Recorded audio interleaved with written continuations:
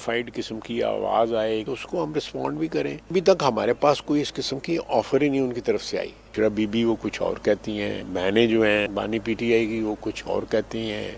ज़ाती ख्वाहिशात के लिए नहीं मैं मुज़ाकरात हो सकते, पहले अपने इतराफ़ होना चाहिए कि उन्होंने मुल्क के खिलाफ बगावत की है।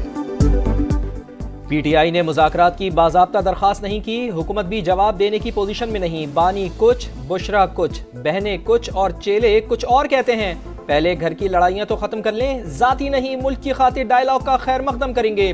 ख्वाजा आसिफ की गरज बरस, रवैये में तब्दीली की वजह फैज़ हमीद की चार्जशीट करार। वज़ीर दिफा ने समा को इंटरव्यू में कहा, सुप्रीम कोर्ट के फैसले ने 9 मई और 26 नवंबर में मुलविस अफराद के मिलिट्री कोर्ट में ट्रायल का कानूनी और आईनी दरवाज़ा खोल दिया। बानी पीटीआई की केमिस्ट्री में खुलूस नाम की कोई चीज़ ही नहीं। उन्होंने फौज के खिलाफ नफरत का सैलाब बर्पा किया। ऐसे शख्स को पहले मुल्क के खिलाफ बगावत का इतराफ़ करना चाहिए।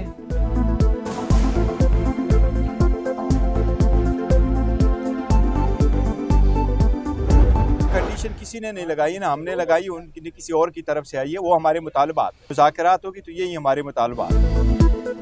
शराइत नहीं मुतालबात रखे, बैरिस्टर गौहर का गैर मशरूत और जामे मुज़ाकरात का मुतालबा। चेयरमैन पीटीआई कहते हैं सियासी मसाइल का मुस्तकिल सियासी हल ढूंढना लाजिम। बस बहुत हो गया, अब बेहतरी की तरफ बढ़ना चाहिए। अडियाला जेल में कैद बानी पीटीआई निशान इबरत हैं। उन्होंने सिर्फ इल्जामात लगाए और नफरत के बीज बोए। एहसान इकबाल फट पड़े। सानेहा 9 मई के मुल्जिमान सजा के हकदार करार। बोले वक्त आ गया है मुल्क को फसादी अनासिर से पाक किया जाए। पाकिस्तान को इंतशार नहीं अमन व इस्तेहकाम की जरूरत है।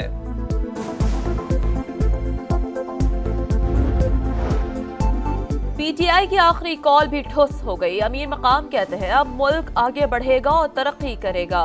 राना तनवीर ने तहरीक इंसाफ की शराइत को नाकाबिले अमल करार दे दिया। राना मशहूद बोले दुनिया ने पाकिस्तान का रुख कर लिया, अरबों डॉलर्स की सरमायाकारी हो रही है।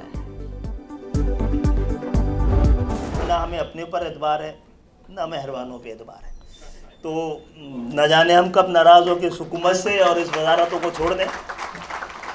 और मेरा इस हवाले से रिकॉर्ड बहुत ज़्यादा ख़राब है। MQM पाकिस्तान ने हुकूमत के लिए खतरे की घंटी बजा दी। खालिद मकबूल सिद्दीकी कहते हैं न जाने कब हुकूमत छोड़ दें, हुकूमत छोड़ने में मेरा रिकॉर्ड बहुत ख़राब है। बल्दियाती मामलात में खुद मुख्तारी ना हो तो ऐसी जमहूरियत का कोई फ़ायदा नहीं। फैसल वाडा ने कभी नहीं कहा कि वो हमारे सेनेटर हैं। दुआ है कि कराची भी इस्लामाबाद जैसा हो जाए।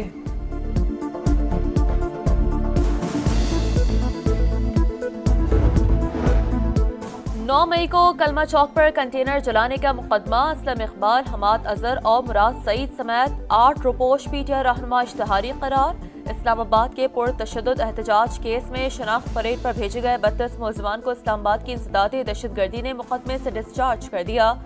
दोबारा गिरफ्तार किया तो पुलिस वालों को हथकड़ी लगवा दूंगा। जज अबुल हसनान जुल्करनैन के रिमार्क्स। ICC चैंपियंस ट्रॉफी पर पाकिस्तान का फार्मूला मंजूर। सबको शेड्यूल का इंतजार। बोर्ड मीटिंग आज मुतवक्के। भारतीय टीम तमाम मैचेस दुबई में खेलेगी। पाकिस्तान भी भारत में शेड्यूल इवेंट के मैचेस न्यूट्रल वेन्यू पर खेलेगा। ICC जराये के मुताबिक चैंपियंस ट्रॉफी के हवाले से जो भी फैसला होगा प्रेस रिलीज के जरिए आगाह कर दिया जाएगा। पाकिस्तान को 2027 में एक और ICC इवेंट की मेजबानी मिलने का इम्कान। भारतीय मीडिया का दावा।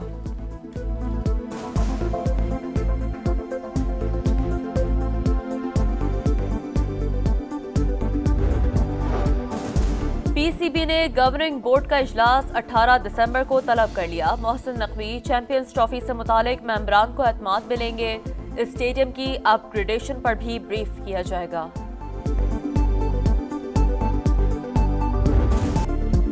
शाहीन जनूबी अफ्रीका के हाथों दूसरा T20 और सीरीज हार गए। अब व्हाइट वॉश से बचने का चैलेंज दरपेश। तीसरा मैच आज जोहानिसबर्ग में होगा। दूसरे टाकरे में मेजबान जनूबी अफ्रीका ने 7 विकेट से ग्रीन शर्ट्स को शिकस्त दी। रेजा हेंड्रिक्स ने 117 रन बनाए।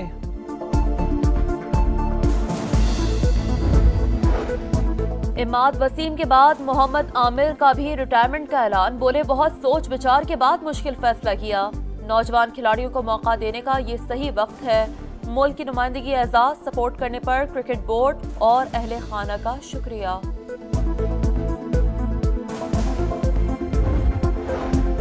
वज़ीर आज़म की हिदायत पर पाकिस्तानी वफ़द की अमरीका में क़ैद। डॉक्टर आफिया सिद्दीकी से मुलाकात। वफ़द ने जेल में आफिया से 3 घंटे तवील मुलाकात की। पाकिस्तानी वफ़द की कांग्रेस और महकमा खारजा के हुक्काम से भी मुलाकात। वफ़द की अमरीकी हुक्काम से डॉक्टर आफिया सिद्दीकी की रिहाई की अपील।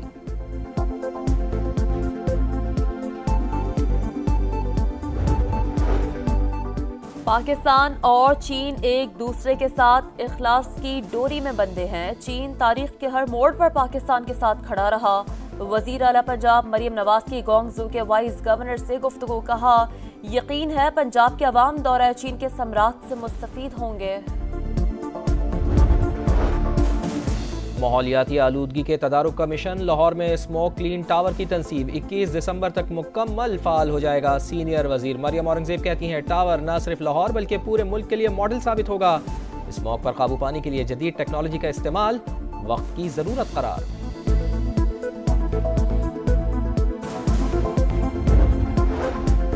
पाकिस्तान और एशियाई तरक्याती बैंक के दरमियान $33 करोड़ कर्ज के मुआहदे पर दस्तखत। रकम समाजी तहफ़्फ़ुज़ के प्रोग्राम को मजबूत बनाने पर खर्च होगी।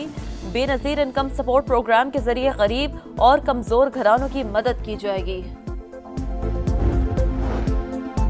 कोटद्दू में तेज रफ्तार मुसाफिर वैन ट्रैक्टर ट्रॉली से टकराने के बाद बेकाबू होकर दुकान में घुस गई। हादसे में 4 अफराद जाँ बहक, 12 जख्मी हो गए।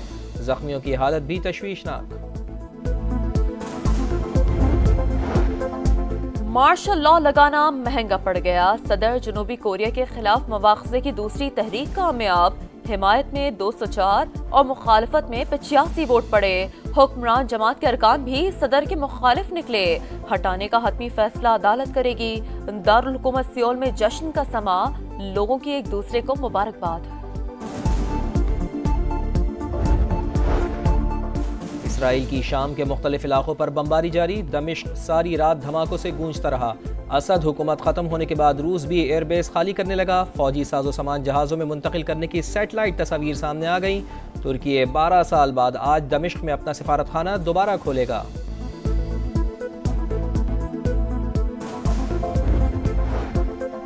गजा में फलस्तीनियों की नस्ल कुशी जारी। नसीरात के बाद इसराइल की जबाली और रफा पर फिर बमबारी। 7 फलस्तीनी शहीद। OIC की मजम्मत। आलमी बरादरी से इसराइली जारियत बंद कराने का मुतालबा।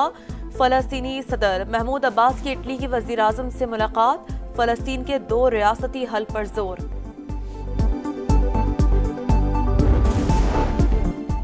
झलमक्सी में डेजर्ट चैलेंज जीप रैली का दूसरा रोज। स्टॉक कैटेगरी में 29 drivers in action. Syed Asif इमाम की गाड़ी को हादसा, महफूज रहे। रफ्तार की जंग में अब तक 3 गाड़ियों को हादसा पेश आ चुका है। 30 सेकंड में सर से कोल्ड ड्रिंक के 39 कैन फाड़ना। 30 सेकंड में कोहनी से 169 अखरोट तोड़ना और 1 मिनट में 346 punches. Guinness book of world record ने राशिद नसीम के 3 रिकॉर्ड साल के बेहतरीन रिकॉर्ड्स में शामिल कर लिए।